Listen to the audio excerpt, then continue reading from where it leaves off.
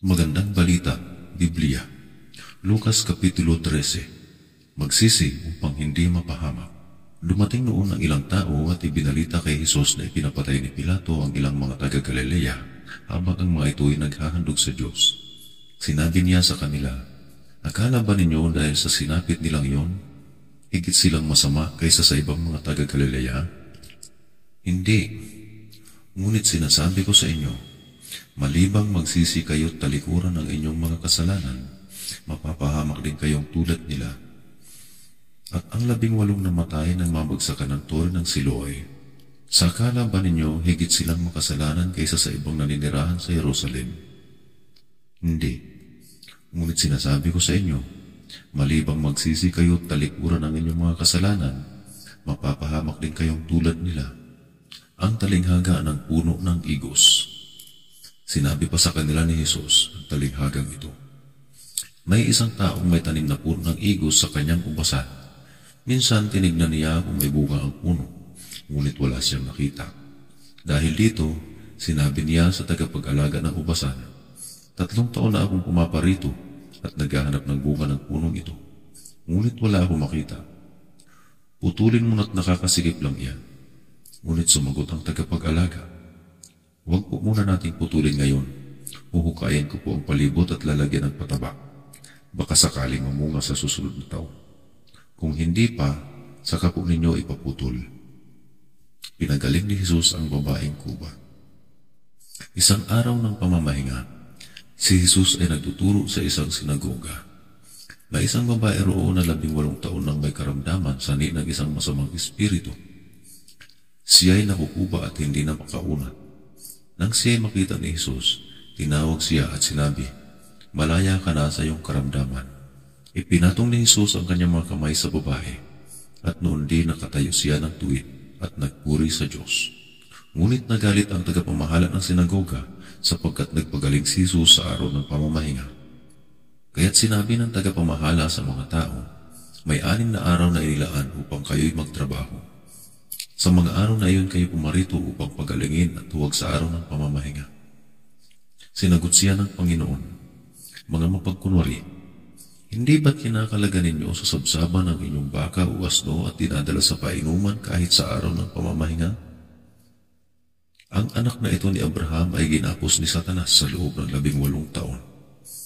Hindi ba dapat siyang kalagan kahit sa araw ng pamamahinga?" Napahiya ang lahat ng kumakalaban kay Jesus dahil sa isinagot niya. Natuwa naman ang mga tao dahil sa lahat ng mga kahanga-hangang bagay na ginawa niya. Ang talinghaga ng buto ng mustasa. Sinabi ni Jesus, "Ano ang katulad ng kaharian ng Diyos? Saan ko ito maihahambing? Ang katulad nito ay isang buto ng mustasa na itinanim ng isang tao sa kanyang halamanan. Ito'y lumaki hanggang sa maging isang punong kahoy, at ang mga ibon ay nagpugad sa mga sanga nito." Ang talinghaga ng pampaalsa. Sinabi pa ni Jesus, "Saan ko ihahambing ang kaharian ng Diyos? Ito ay katulad ng pampaalsa na inihalo ng isang babae sa 3 takal na harina, kaya't umalsa ang buong masa." Ang makipot na pintuan. Habang nagpapatuloy si Jesus papuntang Jerusalem, siya ay nagturo sa bawat bayan at nayon na kanyang dinaraanan. Minsan may nagtanong sa kanya, "Ginoo, kakaunti po ba ang maliligtas?" Sinabi niya sa kanila, "Pagsikapan ninyong makapasok sa makipot na pintuan. Sinasabi ko sa inyo, marami ang magpupumilit pumasok, ngunit hindi makakapasok. Kapag tumayo na ang pinuno ng sambahayan at isinara ang pinto, magtitiis kayong nakatayo sa labas at katok ng katok. Sasabihin ninyo, 'Panginoon, papasukin po ninyo kami.' Ngunit sasabihin niya sa inyo, 'Hindi ko kayo kilala.'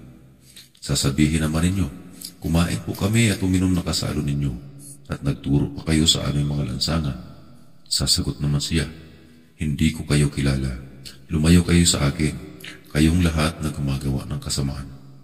Iiyak kayo at mangangalit ang mga ngipin kapag nakita ninyong nasa kaharian ng Diyos sina Abraham, Isaac at Jacob, at ang lahat ng propita habang kayo na may ipinagtatabuyan.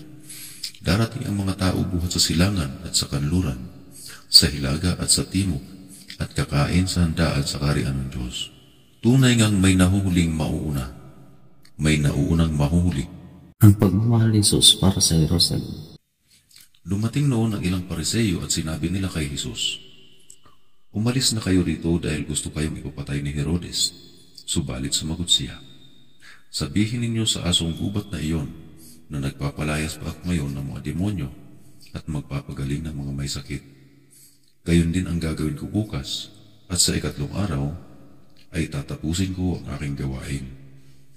Ngunit dapat ako magpatuloy sa aking lakad ngayon, bukas at sa makalawa, sapagkat hindi dapat mamatay sa labas ng Jerusalem ang isang propita. Jerusalem, Jerusalem, pinapatay mo ang mga propita at binabato ang mga isinusugo sa iyo. Ilang bisis kong sinikap na kupin ang iyong mga anak, gaya ng pag-aaruga ng isang inahin sa kanyang mga sisiw, ngunit ayaw mo. Kaya't pababayaan ang lubusan ng iyong templo. Sinasabi ko sa iyo, hindi mo na ako makikita hanggang sa dumating ang oras na sasabihin mo, pinagpala ang dumarating sa pangalan ng Panginoon." Footnotes: Lucas Kapitulo 13, versikulo 21. 3 takal na harina. Ang katumbas na timbang ng 3 takal na harinang ito ay halos 40 letro. Magandang Balita, Biblia. MBBTAG. Magandang Balita, Biblia. Copyright Philippine Bible Society 2012.